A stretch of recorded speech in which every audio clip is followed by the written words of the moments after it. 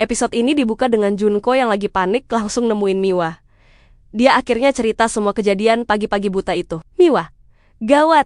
Si Yamashita megang opaiku pas aku tidur. Si Miwa bukannya ikut panik, malah ngerasa itu aneh tapi spektakuler.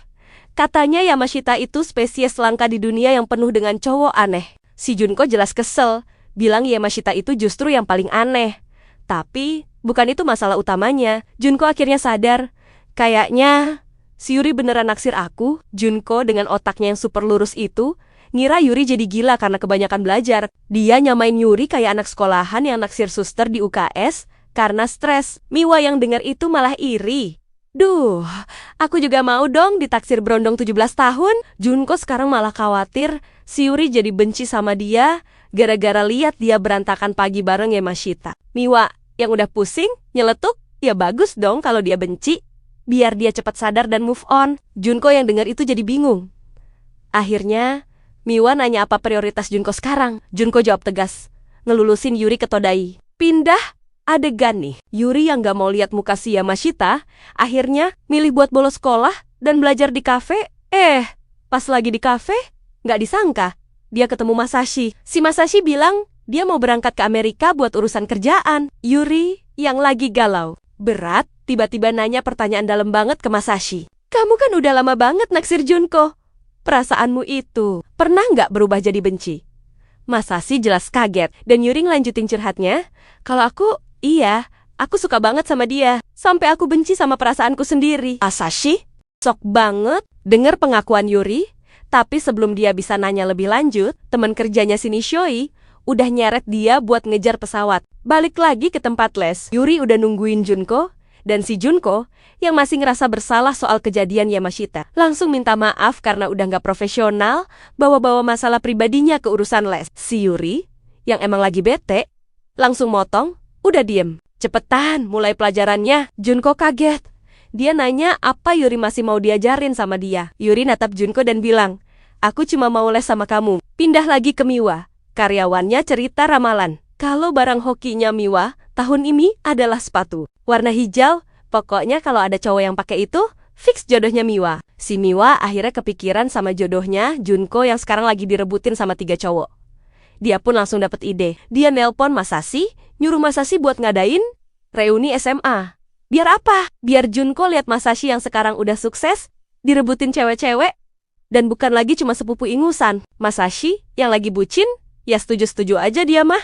Di tempat les, Yuri sekarang makin pinter. Dia bisa ngajarin Mika matematika. Tapi adegan belajar itu selalu keganggu sama suara HP-nya Junko. Dari siapa? Itu dari Yamashita. Soalnya, semenjak kejadian mabuk tidur bareng kemarin, Junko selalu nolak dan cuekin telepon Yamashita. Liburan musim panas pun tiba. Junko ngajarin Yuri gila-gilaan. Masashi juga lagi sibuk ngurusin reuni. Kita diliatin adegan belajar musim panas yang super intens. Junko dan Yuri sama-sama terus ngulang mantra. Asal aku masuk Todai. Yuri ikut uji coba Todai yang kedua. Sambil ngerjain soal, dia selalu rapalin mantra. Asal aku masuk Todai. Karena dengan itu, aku bisa nyatain perasaanku ke Junko. Singkat cerita, akhir musim panas tiba. Hasil ujiannya keluar. Dan masih dapat nilai E guys. Junko langsung curhat ke Pak Manajer. Dia panik berat. Nilai Inggrisnya Yuri bagus ke 71. Tapi Junko ngaku kalau dia nggak pede ngajar matematika. Karena dia sendiri dulu gagal masuk Todai. Pak Manajer hanya bisa nenangin Junko, biar nggak terlalu panik. Malamnya, Junko yang udah putus asa minum bareng Miwa di bar, Junko mutusin dia nggak mau datang ke reuni. Dia bilang hidupnya lagi hancur, karier nggak jelas, cinta nggak jelas. Akhirnya Miwa pakai senjata pamungkas. Kamu datang aja, cari pacar di sana. Biar si Yuri bisa move on dan belajarnya makin fokus. Dengar itu demi Yuri, Junko akhirnya luluh. Oke. Aku datang hari reuni.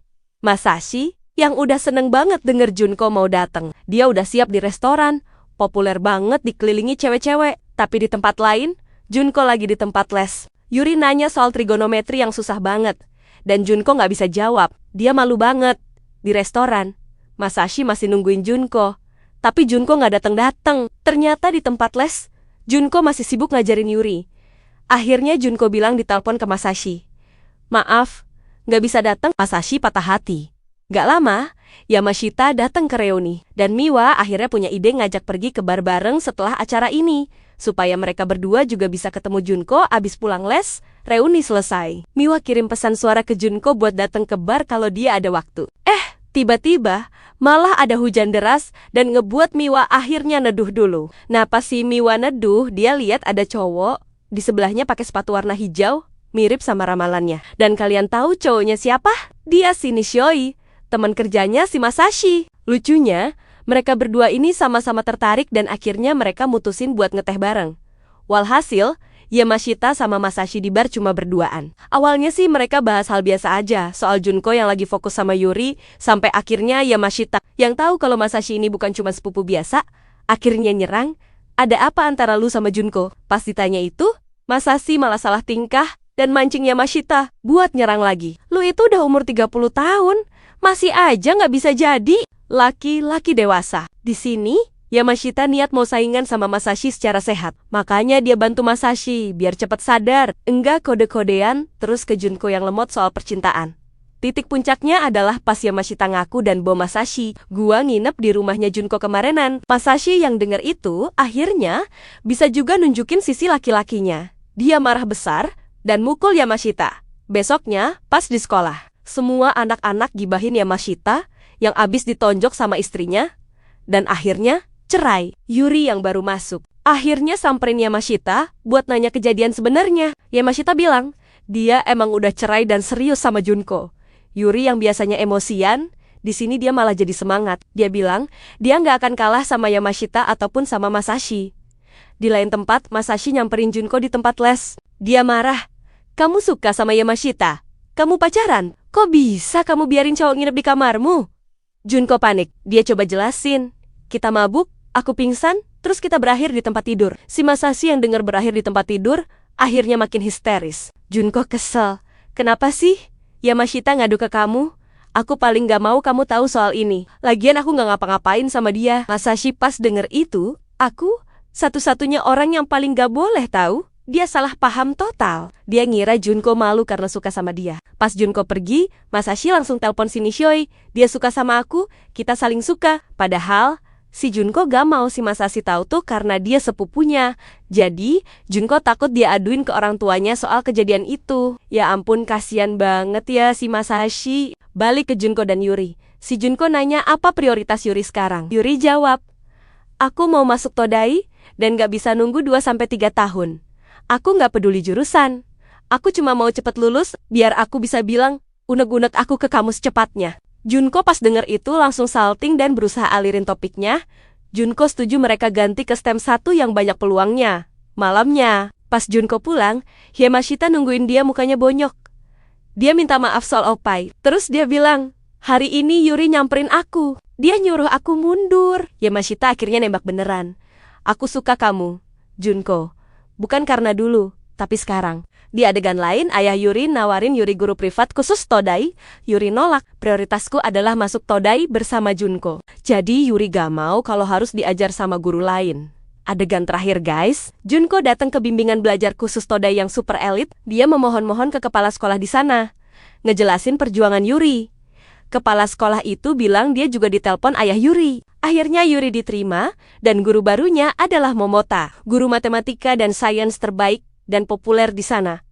Waduh, ada pendatang baru pemirsa. Siapakah guru baru ini? Soalnya kelihatannya mencurigakan deh.